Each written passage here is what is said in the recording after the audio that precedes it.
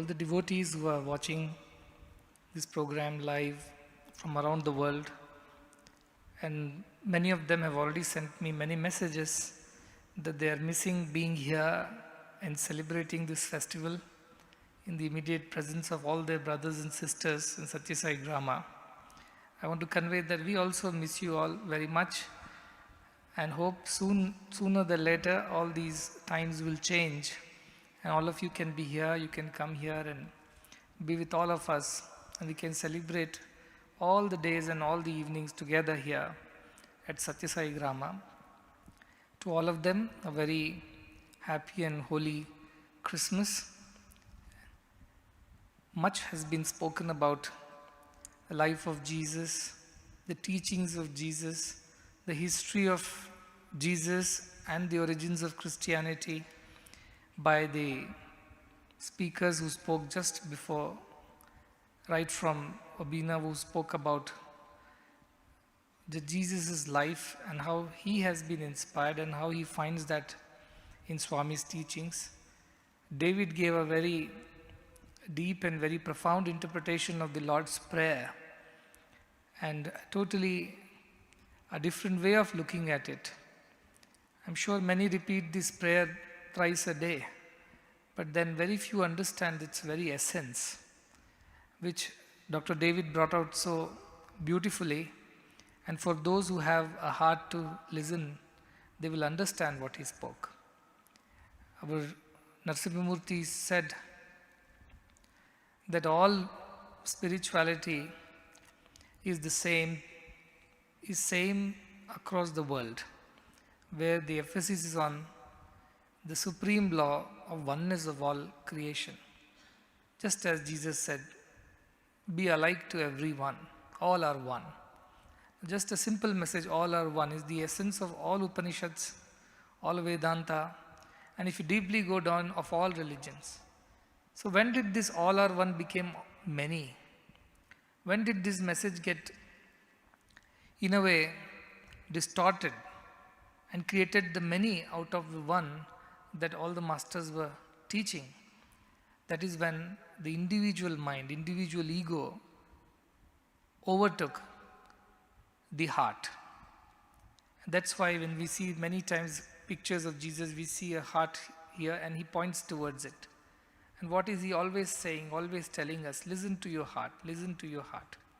Because head is not going to help you understand spirituality.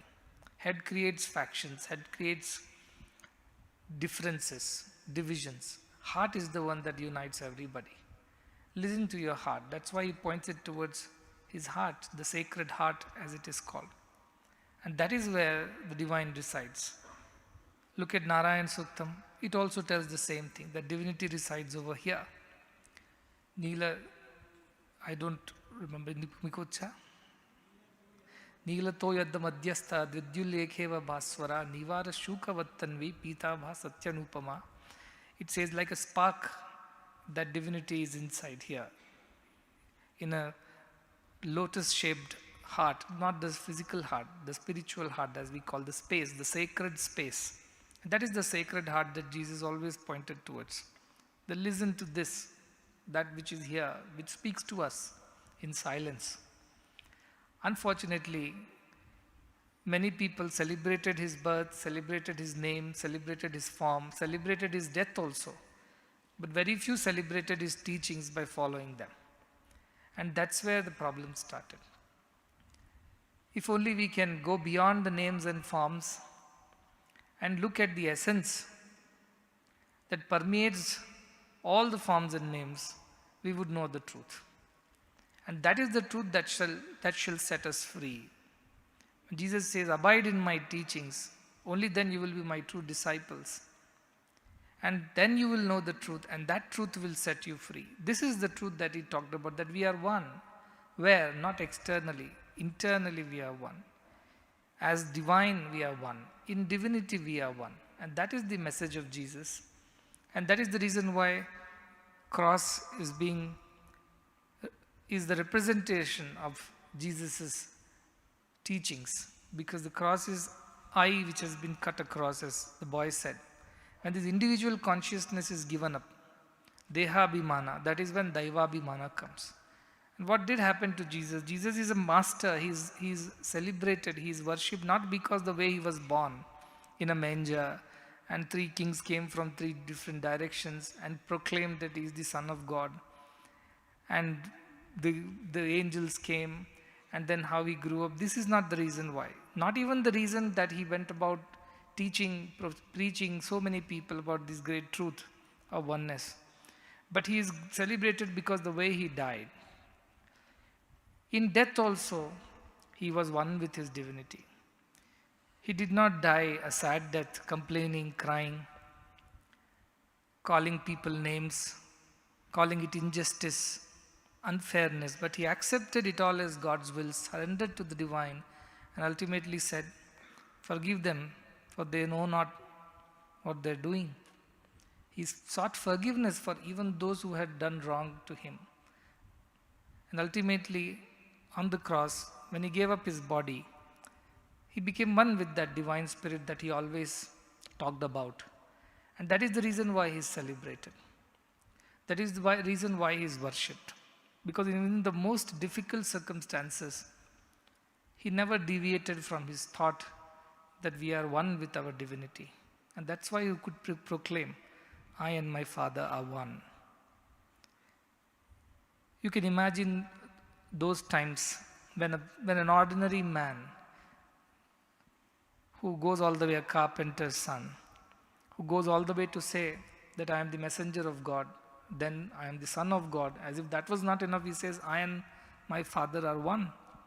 And you can imagine the amount of controversy and the amount of hue and cry that the public would have raised. Of course, they took him all the way to the crucifixion and they killed him.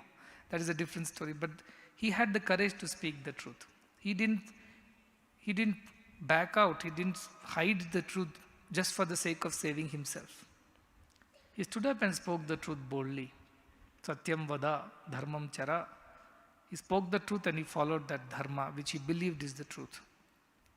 There are many stories, there are many things about Jesus, there are things that one believes in, one does not believe in, but beyond all that, one thing is there for sure, that he stood for the truth that all are one and all are divine. And because of that realization, he could forgive everyone, he could love everyone, he could serve everyone. And that is precisely what Sanatana Dharma talks about. You have to know yourself first before you try to know others. And that is the reason why I asked Dr. David to speak a little bit about how Christianity or the teachings of Jesus versus Sanatana Dharma versus how this is all originated from the early religions of Israel, how this all happened. And he did a lot of research to bring about this. So if those who are happy with this speech, they don't have to give me the credit, but if you're not happy, don't blame him alone. Truth is that the religion was becoming only a set of dogmas, set of blind practices, and the priests were considered as the holy and the noble, and only God could be met through them and not through anybody else. The same thing happened in every religion. Even now it happens. Why should I spare our temples for that matter? And that is when Jesus was just a 13-year-old boy. He came to the festival there, and he saw that outside the temple, everybody's made it a marketplace. They're selling things, buy things, making merry. It's like a mela, like a jatre. And everybody has forgotten about the divinity. That darshan is for a second, and the rest of the time they're busy socializing, having a good time. And he got very upset, and he took a whip and whipped all the shopkeepers there. Look at the courage of Jesus. Just 12, 13 years old. He took a whip and started whipping all the shopkeepers, saying, "You made a marketplace out of my father's home." And the high priest came, "Who is this boy so audacious?" And they tried to suppress him, and he said, and they asked him, "Who are you to even say things like that?" And that is when he said, "He's the Son of God. He's my father. This is my father's home. You can't make a marketplace out of it." He could tell this off to the high priests. That is when his parents thought, it's better we keep this fellow hidden, because if he's going around in open talking things like this, nobody will spare us. That is when he took leave of his parents and walked and walked and walked long distance in search of truth.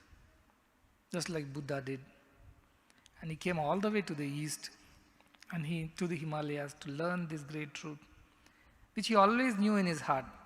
But there was nobody around him who thought the same way. That's why he came all the way. He met a lot of sages, saints, seers. And there was no Hinduism there, so don't paint it that way.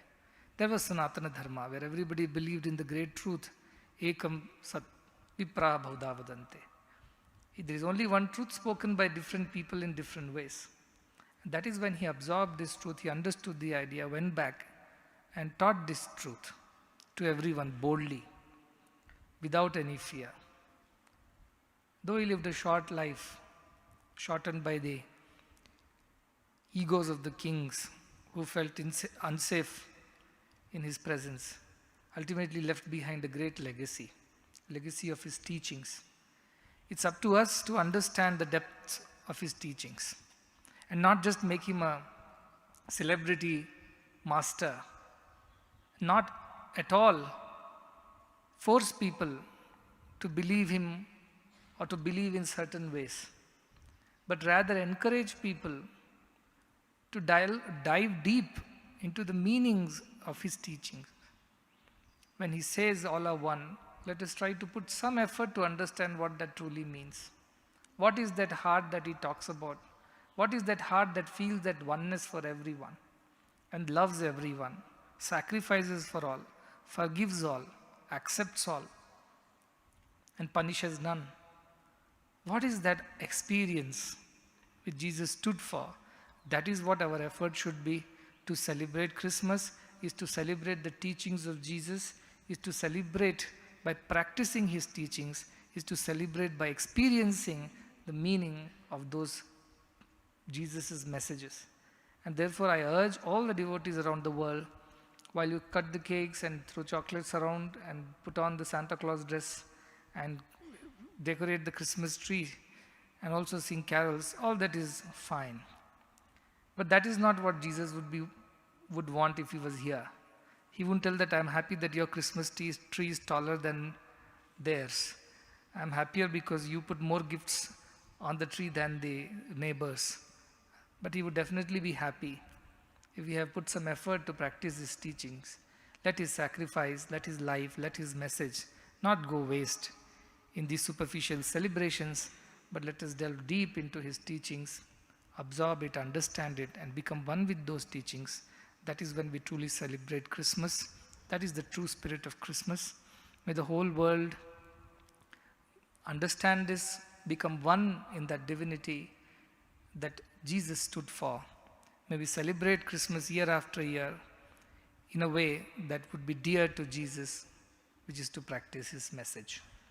Again, to all the devotees around the world, we convey on behalf of all the people over here a very holy Christmas, happy Christmas, and a Christmas that will open a new chapter in all our lives to help practice his teachings and realize the truth.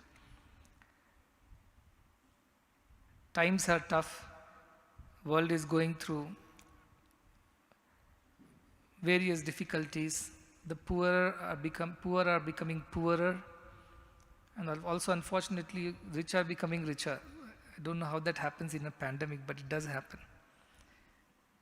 And it is time to practice Jesus' teaching even at that level, when we have to open our hearts, open our homes, open our hands to serve those who have suffered through these tough times. And I'm sure that is the first step in practicing his teachings. Share what we have with those who do not have. Care for those who need our help and support at this point in time. Don't be afraid of what will happen to you if you share, if you give away, if you do charity, if you help others. Don't be afraid. For the Lord God that we talk about, he knows.